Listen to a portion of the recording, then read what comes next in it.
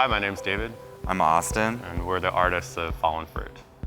We were able to come and do our research and build a project that's focused on Portland and Oregon by Caldera and support from the Oregon Community Foundation's Creative Height Award.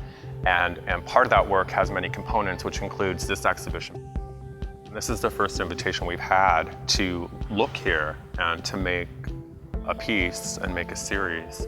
So for Austin and I, and for Fallen Fruit as a project, it's an incredible opportunity that we've been wanting to do for a really long time. We've been researching really for about a year and a half, and we began to think about Portland being at the end of the Oregon Trail and how fruit and culture really move through the world together. Oregon was pretty much sold as a paradise to get the settlers to come this direction. There's this one quote that we found that basically described that in Oregon, there were fat pigs running around already cooked with forks and knives in them. So if you're hungry, you could just get a slice. It actually worked. People came out here. The research and the work that we did with the Portland Art Museum really focused on the museum's permanent collection. Some of the work is European in scope, and some of the work looks at other cultures, Native American culture, and other parts of the world. And to us, it's fascinating how that idea of what a museum provides the public can become part of the vocabulary of the artwork we're making. We always create a wallpaper for a city. We look at the wallpaper really as a portrait of a place. We decided to go and venture to the Fruit Loop where we found Draper's Farm.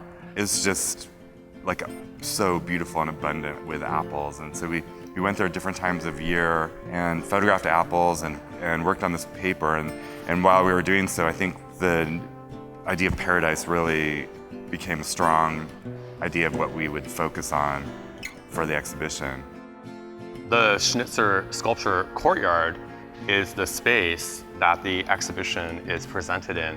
And it's really an incredible place to get to make a work of art.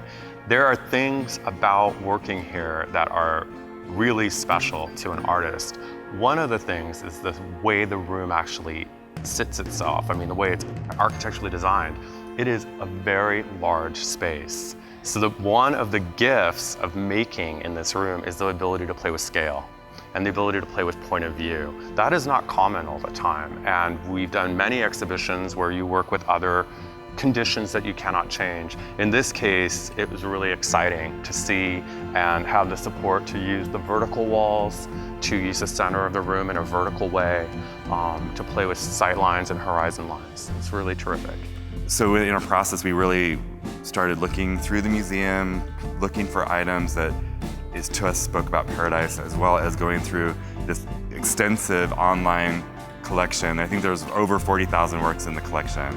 So we really started our focus on the 2D works and representations of paradise.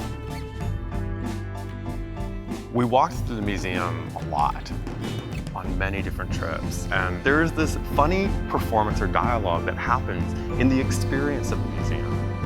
And so the goal or the strategy of creating a new sculpture out of dozens of sculptures of human forms and relocating, taking all of those representations of people from different parts of the museum and different eras in the collection and putting them together into one piece that forms a crowd, that forms a different assembly of what the public might be, to us is really exciting. We really want people to come in and be overwhelmed or wowed by the space, but then also to really think of this as a installation artwork. Like, instead of using paint or other tools, we literally sat and made choices.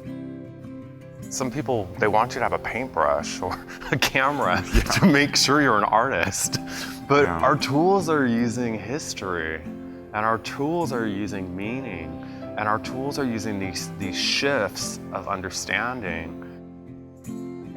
We're in the beginning of a new era, not just in Portland, but in the world. And to look back at how we've collected what culture means over the last 125 years, which is the bookends of what modern means, To us, this is extremely exciting to build an artwork that doesn't just illustrate it, that actually embodies it and performs it.